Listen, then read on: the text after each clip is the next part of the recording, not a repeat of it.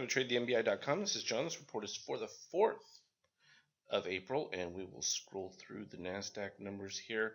Everything continued on its positive trek, though we started to see a little bit of the warning signs that things could be moving a little bit flatter to weak. The most significant of those being that the MACD for daily flipped to a buy for buyers, so you may get your little interim push to start the day that then gets sold into as those that caught the beginning of the move liquidate. But we'll take a look at the readings and see if they're going to be fortunate and capture a nice run. As you can see, the bag is getting very mixed. It's getting a lot more difficult for people to just buy anything and have it work out. So if we look at the daily here, let's enlarge this a little bit. Give ourselves a cleaner view of the DOC. So we had the MBI candle coming from there, nice pump. My ranges still had around 1886 as the peak point where algorithms would start to sell out, and every time we seem to hit that, retraced a little bit back inside of it.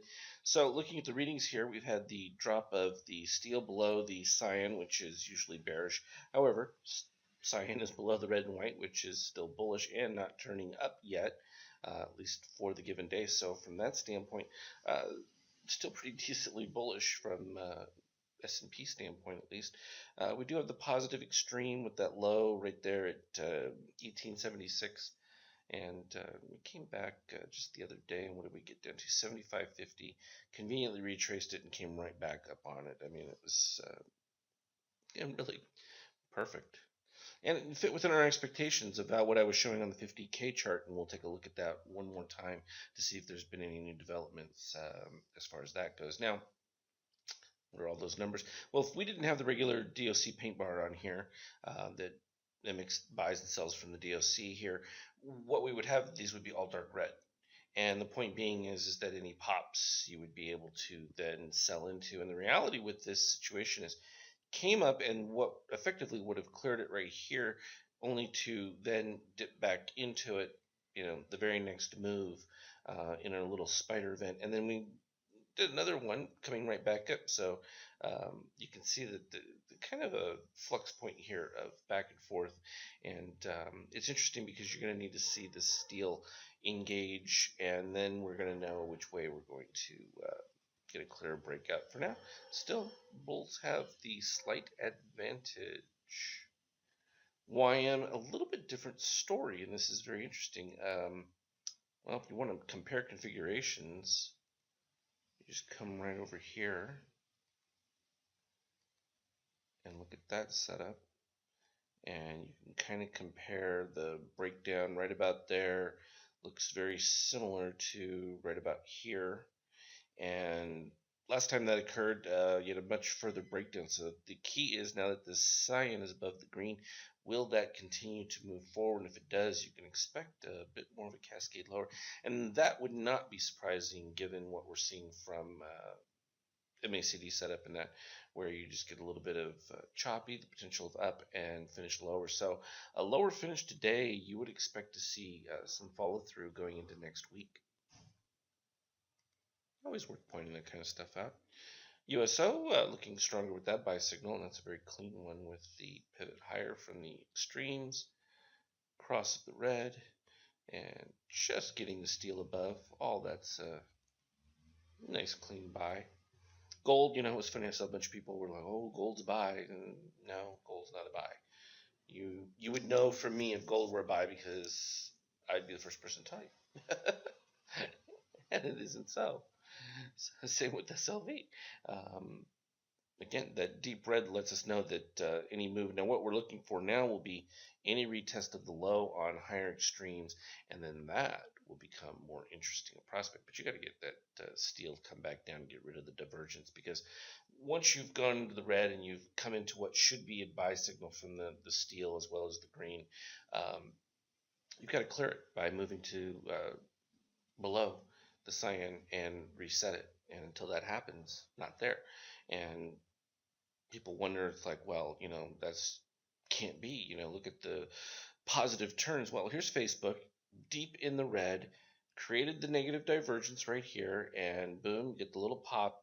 And no, the pop was not going to survive. And this is why I altered and created the dark red, because some people would say, oh, it was a buy candle. It's like, yeah, but you really needed to be careful with this one because it's not in the best situations. And sure enough, you get one little convenient pop. You could have seen a higher close on it easily. And then boom, I think that, we'll plop up the other series. We'll look at PCLN was a prime example of the same thing. Did exactly that. CLF, yeah, just kind of floating around here. We finally got out of the high zone here. We've just created a third new uh, lower peak here. So I'm looking for the buy to then begin to create a little bit more significant a run, because um, from the peak levels right down there, 1795 all the way up to 20, I could see a move up to 23, 24 on the divergence to the upside. So be paying attention for that from a 78-minute standpoint.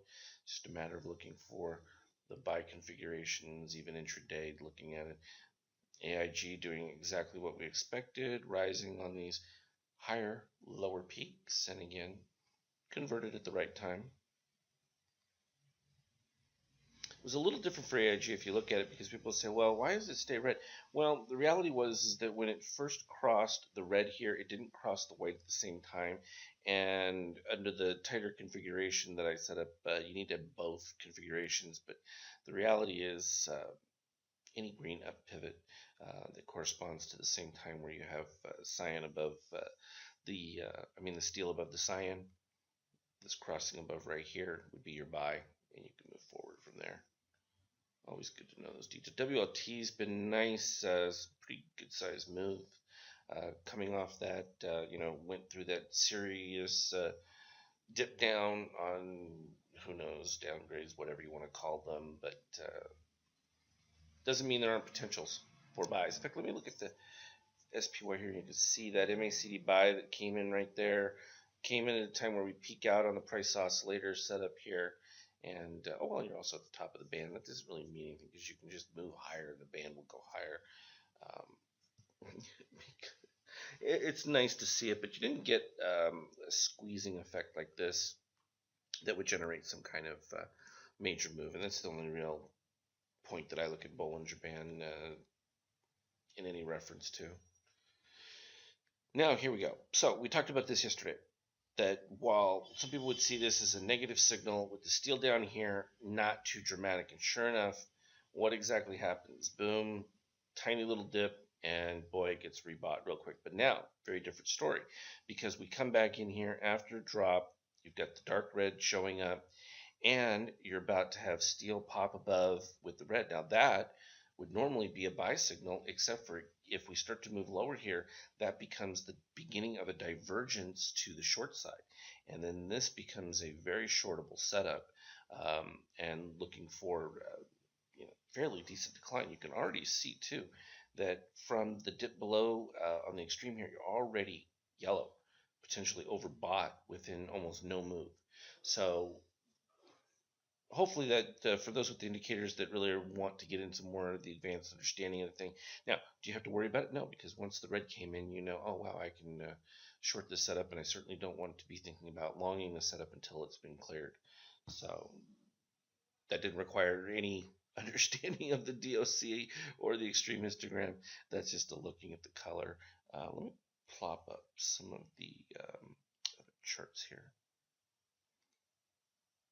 Put this one on here. Let's put it the PCLN, because it's also, and that shows clearly just the red under this program that I'm continuing to work on. There still needs to be some refinement of the details, but in general, gives us a basic concept of it. So the deep decline here, and so the buy setup came fine. You can take the buy.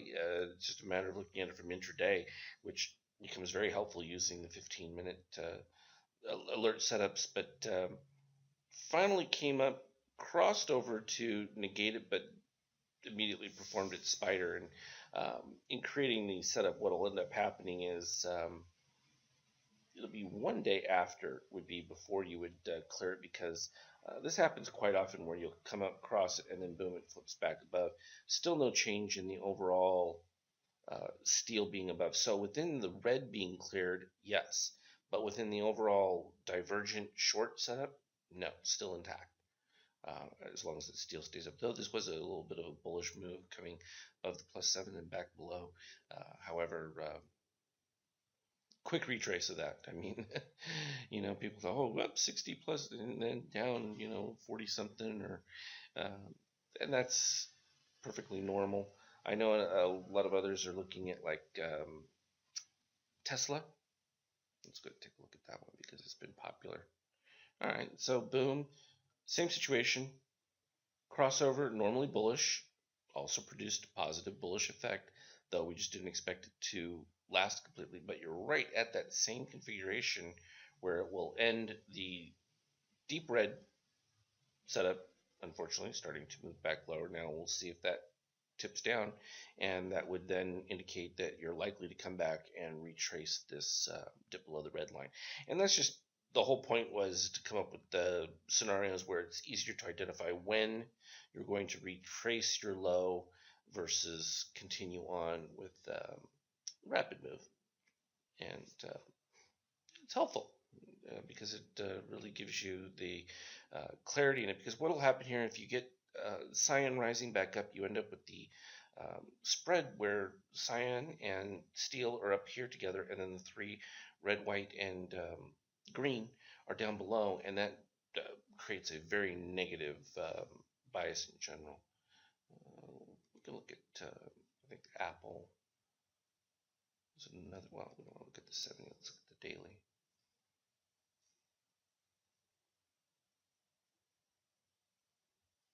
I know when I'm running the camera, it's a lot slower when I do this. Normally, it's like instant. Not bad, but you can see it's breaking down with the spread going on there.